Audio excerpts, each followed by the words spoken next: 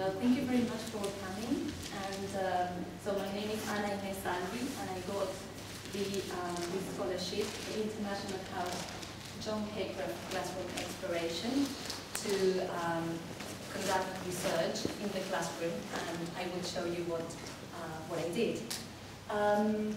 So the title of my presentation is Combining Learner Autonomy, or an autonomy-oriented pedagogy, with practitioner research, in particular exploratory practice. So some years ago, when I was in Argentina, I would normally have this question, this puzzle myself.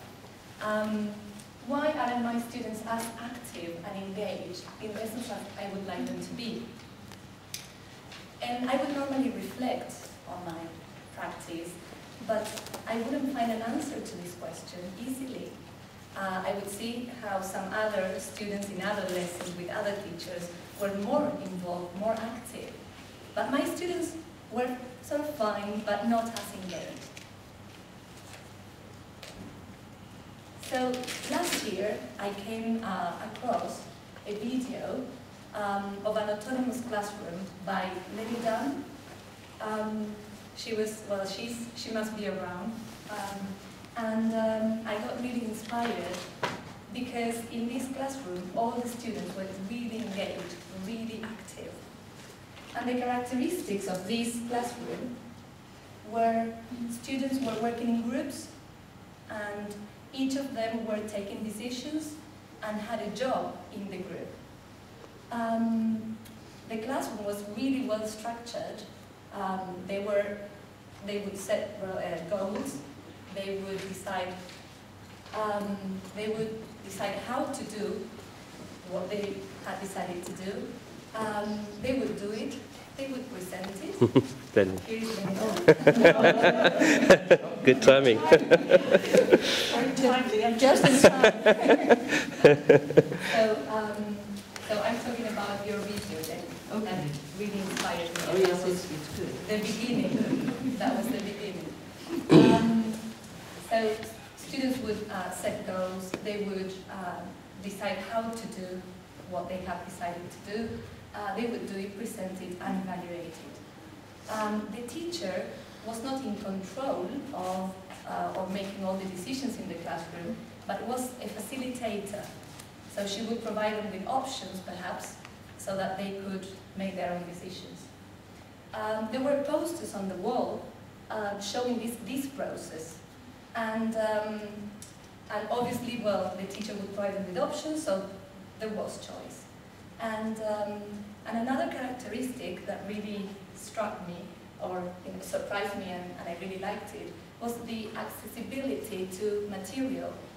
So the material was not on the shelves or around, but on the tables, and the students could grab dictionaries, books, very easily. So could Lenny's video be an answer to my puzzle? My puzzle was, why don't my students, or aren't my students as involved as or engaged as I would like them to be? Because Lenny's was a really engaged classroom, and so I started reflecting on my practice, and I definitely identified some of these characteristics or features in my past experience that were particularly successful. And I decided to read the literature and to start planning to implement these in a more systematic way. So then I came to last year. I went to the Learner Autonomy SIG in Brighton, and I wanted to meet Lenny and all the people involved in learner autonomy. And I came across exploratory practice, Deco Wright, and I really liked what he was presenting and what he was suggesting. It was a kind of research that involves the learners, the teacher and the learners. Because usually the more traditional kind of research could be a researcher coming to a classroom and researching somebody else's classroom. or the teacher researching her classroom. But this one was quite innovative, and I really liked it because it was the teacher and the students. So what would they research? Well, they would research their learning lives. This is what Nico Wright says, which involves the syllabus, the content syllabus, but also broader puzzles, things which are not in the syllabus, but definitely are connected with their learning lives and affect their learning. So how they would do it? Well, they would think of what puzzles them, questions that they might have, and turn them into research questions. They would collect data, as any researcher. They would analyze it, interpret it, present it to their classmates, and disseminate these findings. Why would they do this? Well, the aim is to understand better, not just to perhaps to find a solution to a problem necessarily, but to understand better. So this kind of research ties in very well with learner autonomy. In both cases, the learner is making decisions and taking responsibility over their learning. So this is what I did for my research. And I explored two different contexts because I wanted to see if the same can apply in very different contexts. So one was a processional course at the University of Warwick, and the other was a summer school, a more relaxed kind of context. So the pre-sessional course was a 5-week course with 17 graduate students, around between the ages of 23 and 30, from different parts of the world, and they were learning academic English, especially reading and writing. They had to write a final report. And in summer school, they were learning general English. They were teenagers, and they were from different parts of the world as well, but there wasn't any formal assessment at the end. So the data I gathered in both cases, in both contexts, was video recorded lessons. So I would normally go around the classroom and I would film them while they were making decisions. And I would ask them, like Lenny did, okay, what are you doing today? And they would have to verbalize what they were doing. Obviously at the beginning they didn't know what to do, they were not used to this way of working. But little by little they got really engaged and they liked the idea of talking and telling me what they were doing and the decisions they were making. And I would also video record their presentations. I would take pictures while they were working. They were used to this, so at the beginning they felt quite reluctant. Later on they were really comfortable with it.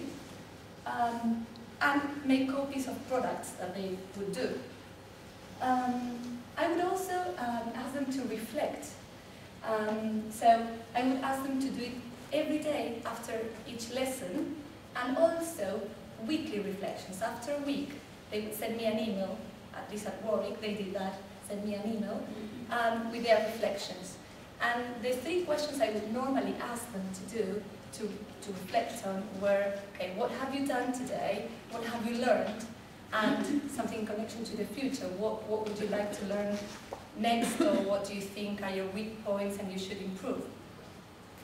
In the research seed this week, we were reflecting on different kinds of reflections, and that were really interesting. And obviously now I would ask different questions, I think. And at the end of the course, I would conduct focus group interviews outside of the classroom. And they were really, really powerful and important because they were more relaxed, they were outside of the classroom, and they were really sincere. If they said something negative, well, I felt a little bit bad, but they were really open and sincere. And I also conducted or received questionnaires. Not that I designed the questionnaires, but both institutions had questionnaires at the end of the course, and I made copies of what they said so that I could have some more objective. They knew that I was probably not going to see that, or that I hadn't designed that, so I also have that, something extra. And then I would talk to them all the time in the classroom. So this is a picture of a group in the summer school, lovely people, very active. And this is just one example of an activity that we did to encourage or to support learner autonomy, or to encourage them to be more autonomous. So working in groups, they would, usually I would bring, this was in London, the summer school, so I would commute and I would take the newspapers, the metro, lots of copies every day, and I would take them to the classroom. So they would choose, I would ask them, for example, okay, choose in different groups one article from the newspaper, and I would give them options, because not all students or learners know what to do. So if they have options, then they might make better decisions, or they would be brave enough to make a decision. So examples, these are just some examples. Find new vocabulary in the text and use it in new context. Explain the article to other groups, and then those groups would have to know this article because they would explain it to the rest of the class. Or write your own opinion on that topic to be included in a magazine. Then we made a magazine all together, and we would include all these reflections. At the end of the class, they would explain what they did if they hadn't finished, or they would present it. Because sometimes, if every class they have to present, then obviously it becomes monotonous. So they wouldn't present every single class. They would continue with some work. They would just decide to explain what they did, and that was it. And then, obviously, at the end, they would reflect on what they did that day. And this is an example of the research they would do. So using the same articles, well, this was what Amy Winehouse passed away, and they were really shocked and they wanted to know about it. And so I suggested, well, why don't you explore your own questions about this case? And so they came up with questions like this. Obviously, I would encourage them to sort of try to change the questions so that they are why questions, because the aim of this is to understand better. So they came up with questions like, why do some teenagers take drugs? Why do people who start taking drugs think they will be able to stop whenever they want? Why do some people blame themselves when someone dies? And, well, they came up with really interesting answers because they would interview other people. These two teenagers were, I mean, they were so happy about going around and finding their own answers about their own questions. So they went around campus, you know, looking for answers. They would also, I didn't include the picture, but ask me for permission for 10 minutes, go out of the classroom and go to a place where there were computers and find out answers on the internet. And they were at the beginning surprised that I would let them go out of the classroom in the classroom time. And they got used to it and they liked it. They would analyze the data, some newspapers on the tables, lots of posters around, and they would present it.